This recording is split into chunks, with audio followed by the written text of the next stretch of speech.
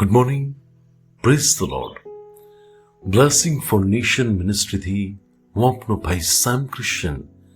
ઈશ્વર પિતાએ આજે આપણને આપેલા આજના એક નવા સુંદર દિવસે આપને પ્રભુ ઈસુ ખ્રિસ્તના નામમાં પ્રેમી સલામ પાઠવું છું. આજે આપણે પવિત્ર શાસ્ત્ર બાઇબલમાંથી ઈશ્વરના આ ખાતરીદાયક વચન પર મનન કરીએ. પહેલો તિમોથીનો પત્ર, તેનો પહેલો અધ્યાય, તેની 17મી કલમ.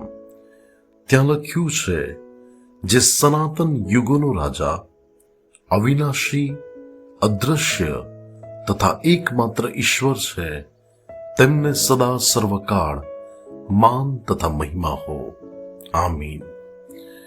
ખ્રિસ્તમાં મારા વાલા પરમેશ્વરના પ્રિય લોકો, માન, મહિમા તથા ગૌરવને યોગ્ય એકમાત્ર આપણા સર્વશક્તિમાન પ્રભુ પરમેશ્વર છે, કે જેમણે પોતાના હાથો વડે આકાશ અને પૃથ્વી બનાવી, જેમના શબ્દો વડે સર્વ બાબતોનું સર્જન થયું, જે પ્રભુનો હાથ આ સૃષ્ટિને બનાવવામાં, આ આખા બ્રહ્માંડને સર્જવામાં અને માનવ જાતની જરૂરિયાતો પૂરી પાડવામાં છે, એ પ્રભુ આજે પણ તેના લોકો માટે અદ્ભુત કાર્ય કરે છે.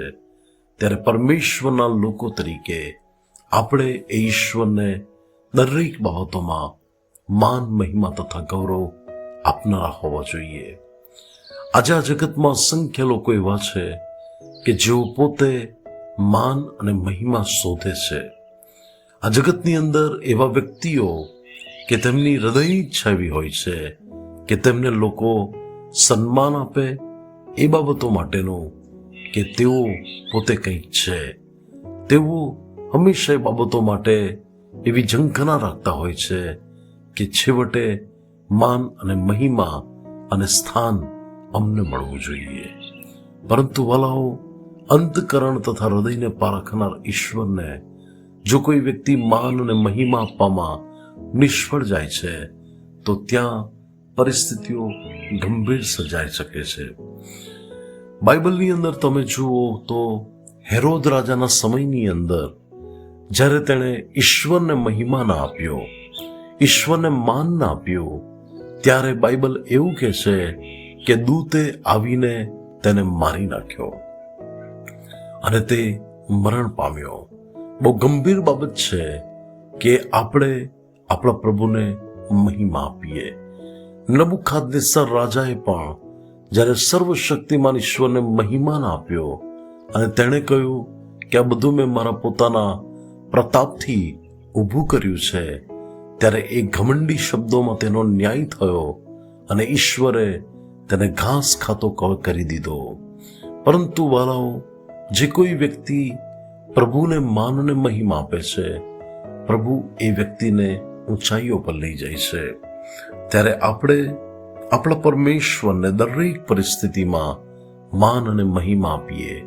આપણને કોઈ આશીર્વાદ મળે, આપણા જીવનમાં કંઈક અદ્ભુત કાર્ય થાય, ત્યારે એ પરિસ્થિતિઓમાં આપણે આપણા પ્રભુને જ મહિમા આપીએ કે જે પરમેશ્વર તેના માટે સદાકાળ માટે યોગ્ય છે.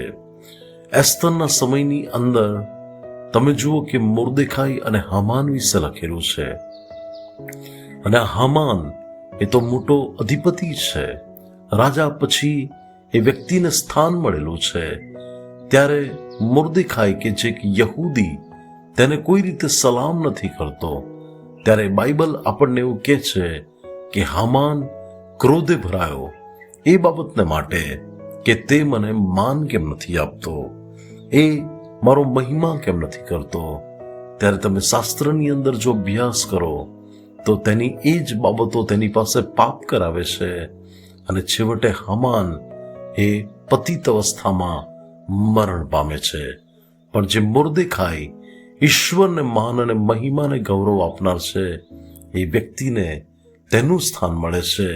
ઈશ્વર તેને ઊંચી પદવી પર મૂકે છે અને તેને પરમેશ્વર પોતે માન આપે છે. ભલાઓ, આપણા જીવનની અંદર આ બાબતને આપણે સમજી લઈએ કે કોઈ પણ સફળતા કેમ ના મળે, કોઈ પણ આશીર્વાદ કેમ ના મળે, આપણા જીવનમાં ગમે તેટલી મહાન અને મોટી બાબત બને, પરંતુ આપણે સર્વ મહિમા તો પ્રભુને જ આપવાનો છે.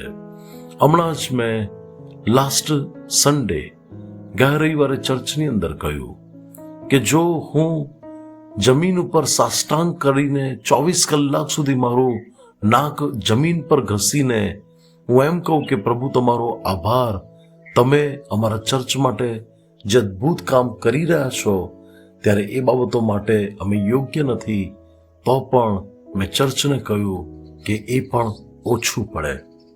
કારણ કે હું જાણું છું કે આટલું મોટું ભગીરથ કાર્યની અંદર આગળ વધવું અને તેની અંદર સફળતા તરફ સુધી પહોંચવું, એમાં તો માન, મહિમા અને ગૌરવને યોગ્ય એકમાત્ર પરમેશ્વર છે કે જેણે આપણને પોતાના હાથો વડે સર્જ્યા છે. ત્યારે આપણે હંમેશા તેમને માન અને મહિમા આપીએ. પ્રભુ આજના પવિત્ર વચન દ્વારા આપણને આશીર્વાદિત કરે. આવો આપણે પ્રાર્થના કરીએ. સ્વર્ગીય પિતા, તમે માન, મહિમા અને ગૌરવને યોગ્ય ઈશ્વર છો. પ્રભુ ઈસુ ખ્રિસ્તમાં અમે તમને મહિમા આપીએ છીએ. પ્રભુ, કદી પણ જીવનમાં ક્યારેય કોઈ બાબતો માટેની ક્રેડિટ ન લઈએ. અમારા સામર્થ્યથી થયું છે એવો વિચાર પણ કદી અમારામાં ના આવે, પરંતુ દરેક બાબતોમાં જે સનાતન યુગોનો રાજા, જે અવિનાશી, જે અદ્રશ્ય તથા એકમાત્ર ઈશ્વર જે તમે છો, તમને અમે સર્વકાળ માન, મહિમા અને ગૌરવ આપીએ તેવી કૃપા થવા દો. ઈસુ ખ્રિસ્તના નામે માંગીએ છીએ. આમીન. May God bless you. Have a blessed day. Shalom.